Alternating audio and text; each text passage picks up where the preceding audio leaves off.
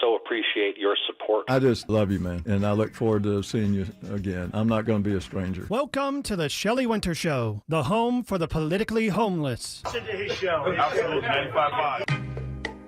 Tell me why, tell me why, tell me why.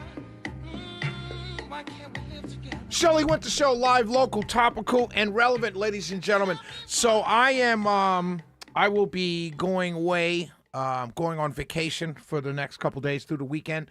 I'll be back next Wednesday. So I leave tomorrow, and we'll be back next Wednesday. So I've got to squeeze a lot into tonight's show. We got several guests calling in. We've got an interview to play that we recorded earlier in the week. A lot to cover, so let's get right to it. First of all, let's say a prayer for the people of Nepal, on the border, at the border of Nepal and China, for all of those people. There's a video that I saw. Alex Williams in traffic and I were watching this video, and there's a video of the landslide coming down, and you see people running, and it just wipes out, and you see these kinds of things in movies, but then you because you're watching it on your screen on a computer, right? It's not some AI generated video; it's real. You see people running, trying to outrun this landslide of mud and dirt and water. And you just see them just get swept away or covered. And you realize, wait, I'm not watching a movie. These were real human beings. These are people with families and loved ones. People, it's sad. It's shocking. And here we are as a great country that we are. And I may have my issues. I may complain and all that kind of stuff. All of us may complain, but we still know we live in a great country, the greatest country ever in the history of the planet. And Secretary of State Marco Rubio said we'll be sending aid. And that's what our job is. All countries are sending aid. We lost 54 Americans. Hundreds of tourists are missing. Australians and others. And so this is a huge thing, and it's incredibly sad. 47 for the United States. Well, I saw 54, but 34 from Australia, 33 from Britain, 24 from Canada, and then all the people of Nepal and China who may have been impacted. It's a sad story, Mother Nature, once again. But just a sad story, and let's pray for those souls. But if you watch the video, I would caution you against watching it, because these are real people that just, you see one moment running and then they just disappear in water, dirt, ice, and everything else. They're just gone. So it's just a sad story. So let's pray for all of those impacted by this. And once again, America doing the right thing. And so when we talk about as Republicans, helping countries and giving foreign aid, I don't mind this. Me personally, I don't mind this. I don't mind what aid we will send to that part of the world. I'm okay with when you want to yell about your tax dollar. I don't mind my tax dollars going to rebuild and help people. Not at all. Not at all. That's not a fight I would fight. That's not a hill I'm going to fight to climb. We do it. Send what we can. Send as much as we can. Sad story. I also want to touch on Tim Curry. So let me tell you my Tim Curry story. Rest in peace, Tim Curry. As you know, he passed away. And so I grew up in New York City, and as many of you may know. And so in high school, the first time I saw a Rocky Horror Picture Show was in the Village, midnight, when I was in high school. And I went down, and I absolutely loved it. I saw it with the audience participation, and I loved it. Sung the songs for years. Then I saw the movie without the audience participation. Loved it. Sung the songs for years. That's my Tim Curry. I know he was in Home Alone 2, other movies, It, and other movies that he was in. I know he's been on a couple episodes of some of my favorite crime dramas, Psych and things like that, I believe. But Tim Curry to me is Rocky Horror Picture Show. That's it. That's me. That's for me.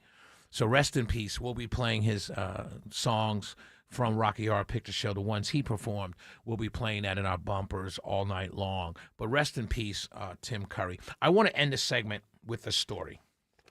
Bill Gates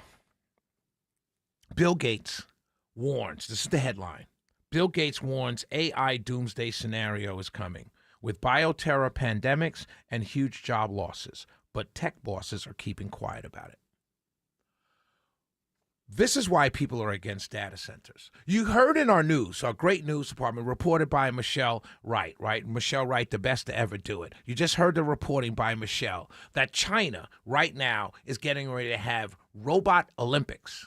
Not robotics, where we have built trucks crashing into each other in a circle.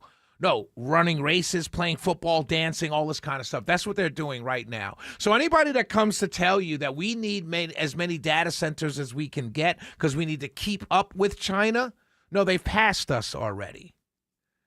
They've passed us already. And I'm not saying this to be some China advocate or some communist or anything. I'm just trying to tell you, we're literally today on the greatest news department in the history of talk radio. Our news department has been reporting on the fact that in China, they're having robot Olympics.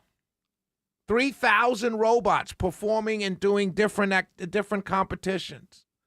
Running, boxing, dancing, jumping, sports. Keeping house, cleaning up, who can clean the fastest. That's what they're doing right now. We're just reporting on it. That's not something they're doing 20 years from now. They're doing it right now. And we're trying to tell people we need more data centers so we can keep up? You mean so we can catch up? So we can catch up. But again, what are we going to do? They have the land mass. They can do data centers everywhere. We don't. So we're going to stick them into neighborhoods. And then there are people who continuously tell us every single day, this is a good idea. We need to do this. But I don't see any of them advocating for their neighborhoods to get the data centers. These data centers are largely going into poor working class neighborhoods. That's where they're going. I don't see anybody in Buckhead screaming for a data center. They may be saying it's the right thing to do, but they're not saying bring it here.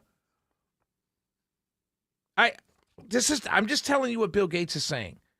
Warns of an AI doomsday scenario coming. You're going to have job losses.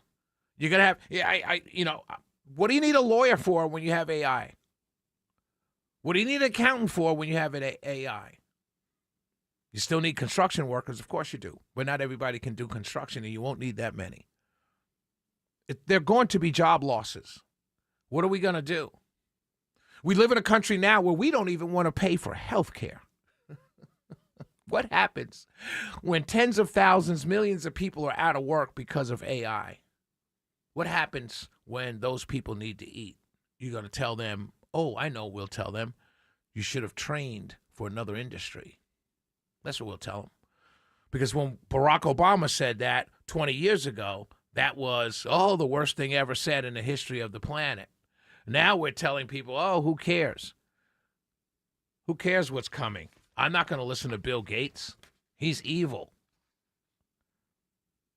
There's going to come a day, ladies and gentlemen, where we're going to reach a point where all the things you're being told we have to have now to compete with China and to stay ahead of China, all those things, flock cameras, data centers, you're going to realize that was a bad idea.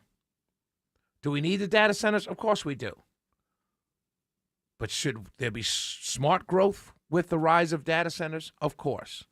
Should they be equally distributed around the areas to where everyone gets a shot at their own data centers? Because right now they're going to where the cheapest land is. You know where the cheapest land is? It's usually in areas where there are poor people. White, black, doesn't matter. Hispanic, doesn't matter. It's where the cheapest land usually is, where those people live. And all the people with a whole lot of resources are saying, yes, we need them because we need to compete with China. No, we lost that competition.